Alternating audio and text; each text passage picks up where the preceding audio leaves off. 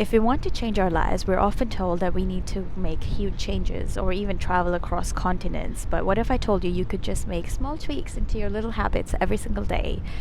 And we often underestimate the power of making small changes and practicing it repetitively in order for it to become a habit and actually changing your life. Real change comes from compound effect, ability to make small changes and small decisions that you make in your life, which collectively gives you a remarkable result. Hello, people of the world, welcome back to my channel. And today I'm going to be talking to you about one of my favorite books, Atomic Habits, which helped me break my old habits and get used to the new habits as well. Now, I do not like to give recommendations on about books, about something which I haven't learned, or a practice that I haven't practiced.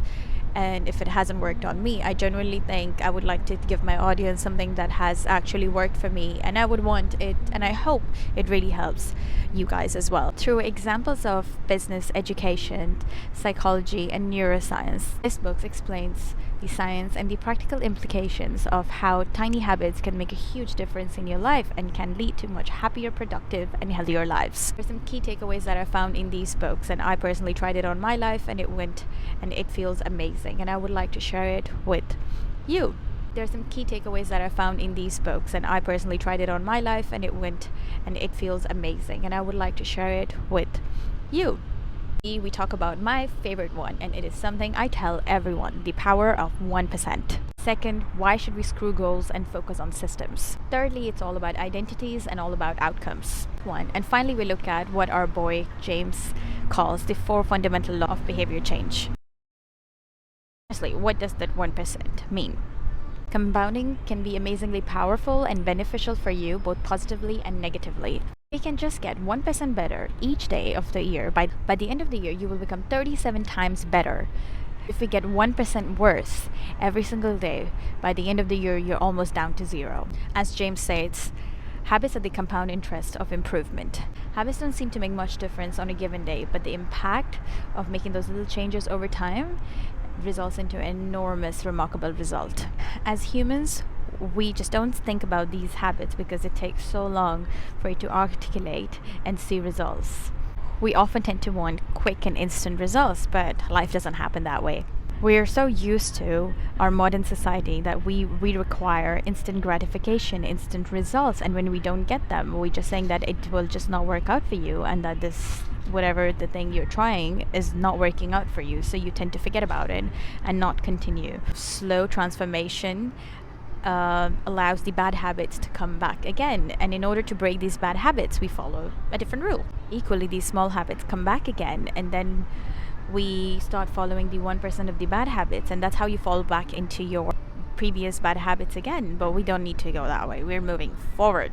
For example, you decided to eat chocolate one day, or you decided to skip your gym, and the next day you're like, okay, so what, let's do it another day, let's have a little more of the sugar, and let's skip another day. I'm not gonna get fat, or I'm not gonna lose my muscles. And that 1% eventually adds up, and then you start seeing the downside of the results. These bad habits eventually accumulate, and then you feel fat, you do not like your body, and it gets difficult to get back to the gym again. But the key points James has mentioned is the plateau of latent potential, which sounds all very fancy, but it basically means that you don't want to continue doing the work that you're doing until you see a progress, until you cross a particular critical threshold where you see results, and that's the thing which pushes you in order to work more.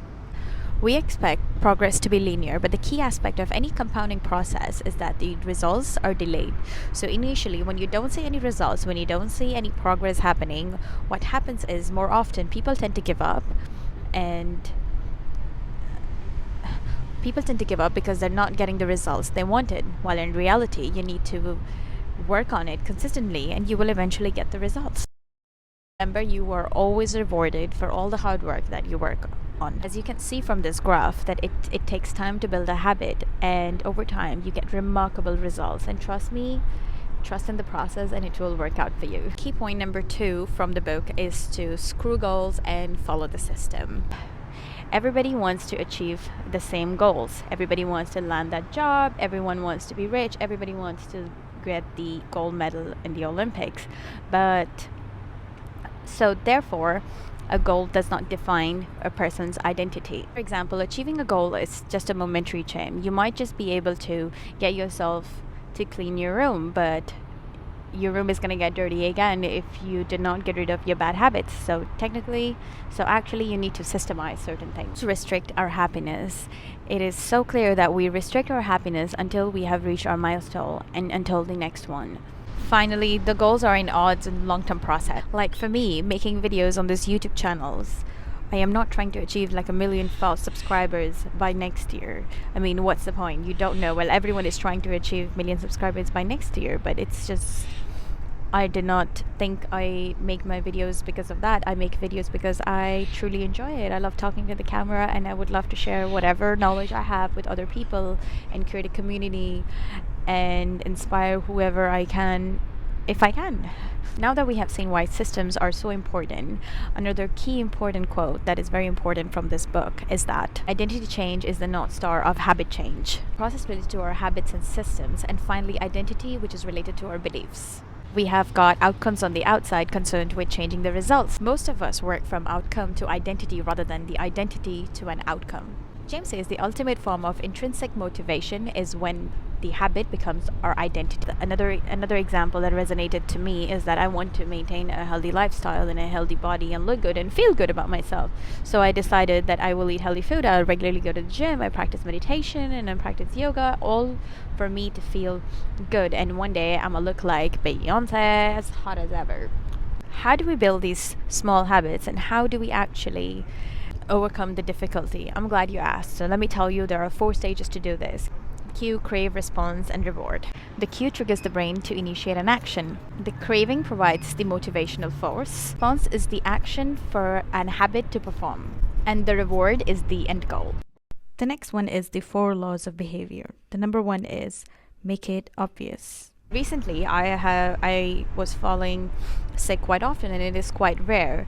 And I did a test, and it turns out that I lacked vitamin D, and so I decided to take those tablets. But every week, I used to forget to take those tablets. So what I decided to do was, I used to keep the tablet on the table since it was in front of my eyes. It would constantly remind me that it's time for you to take your tablets, and that is one of the most easiest practice which anyone can add into their lives. If they need to remember something, you can put up sticky notes in your apartment or just set reminders on your phone, and that would really help you build up these small habits without getting frustrated about it, because your mind is not meant to store so many things. You need to write them down or like set reminders somewhere in order to make it easier for you to live.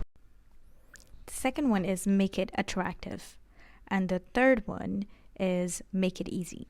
As humans, making habits attractive helps us stick to them. So for me to go to gym every single day, I got myself 3 outfits and I feel really good in them, and I want to wear them every single day, and I want to work out in that outfit every single day. It makes me feel good, and it's like a little reward that I give myself. I feel pretty, I feel good, I want to work out, I've exercised, and I am back. And the last one is to make it immediately satisfying. People ask me how I have been disciplined about my workouts for many, many years. No matter what is happening in my life, I have never skipped my workout. It is like I just need to wake up and work out. And to be honest, it is my breakfast. I love breakfast, and I like to reward myself with a really nice, healthy breakfast would cherish my soul and like make me happy. For some reason, it hits my dopamine level really high. So what I would do is I would make sure that I go to gym before I make my breakfast. So it just gives me extra happiness, and that's one of the ways I like to reward myself, and it's an easier way to build a habit, and I'm sure you would too. So by combining these laws and their opposites, we have got this diagram that comes from the book. We want to ensure that our good habits are positioned towards the left side of the spectrum to make them obvious, attractive, easy, and satisfying. And we want to work to make our bad habits more difficult by making the cues invisible, the action unattractive and hard, and the reward unsatisfying in an ideal world. We rarely think about our own habits or plan for long-term change, especially when we start thinking about going to the gym. The great power of Atomic Habits is the emphasis that it plays on system rather than goals, identity rather than outcomes, and small habits rather than drastic change. There isn't a precise answer to how long it takes to build a habit, but habits are not a finish line to cross, but a lifestyle to live. The key part to remember is that small habits compound. Atomic habits may be individually small, but collectively and given time, they could hold remarkable power to bring remarkable change to our lives. Thank you so much for watching, and don't forget to subscribe to my channel. Ciao!